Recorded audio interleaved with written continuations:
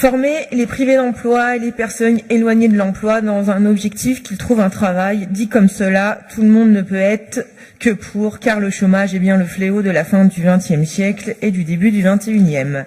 Mais en même temps, à la lecture de ce rapport, nous ne pouvons vous rejoindre.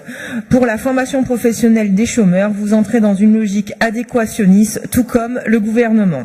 Il y a des offres d'emploi, donc les chômeurs doivent se former dans ces secteurs. C'est un peu comme traverser la rue. Certes, comme vous venez de le dire, il y a en Nouvelle-Rhône-Alpes 120 000 offres d'emploi non pourvues pour 772 570 chômeurs recensés à Pôle emploi.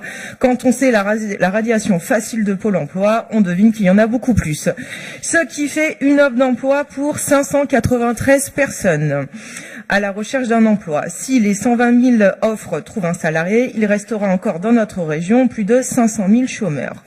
Ce raisonnement ne résout en rien la problématique du chômage de masse. Il ne fait que culpabiliser les chômeurs en disant « Regardez, il y a d'emplois, il suffit de traverser la rue », alors que vous oubliez complètement dans ce rapport les emplois de demain, les emplois de la transition écologique, où il y a un grand besoin d'information pour répondre aux enjeux d'aujourd'hui et de demain. Comme vous en avez l'habitude depuis de nombreuses années, vous culpabilisez ces personnes après les demandeurs de RSA qui sont des assistés, les droits et devoirs des demandeurs de RSA, et maintenant voilà que dans le cadre des formations professionnelles, les stagiaires devront suivre un module cours de citoyenneté et valeurs de la République, comme s'ils en avaient besoin, comme si on ne pouvait pas être au chômage et être citoyen et partager les valeurs de la République.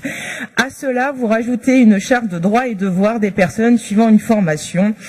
Et ensuite, si après la formation on obtient un contrat de plus de 3 mois, on a droit à une prime de 500 €. Quand on sait que 80% des embauches actuelles sont des contrats courts de moins d'un mois, cela est un autre parcours de combattant pour l'obtenir. Devoir, devoir, devoir. Par contre, pendant la formation, peu d'aide pour réduire les coûts, comme la gratuité des transports en commun pour les personnes suivant une formation. Enfin, après avoir enlevé les dispositifs en début de mandat faisant travailler l'ensemble des acteurs, vous mettez un conseiller régional référent par territoire. Évidemment, nous n'avons pas cette liste, mais c'est quand même très peu comme moyen. Il faut mettre en synergie l'ensemble des acteurs.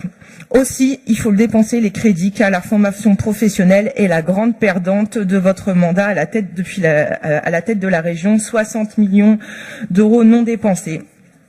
Vous l'aurez compris, nous sommes pour un plan stratégique pour l'emploi et la formation en Auvergne-Rhône-Alpes, mais pas dans votre logique adéquationniste qui culpabilise les demandeurs d'emploi. Nous voulons un plan qui répond aux enjeux du chômage de masse, qui répond à l'intérêt général.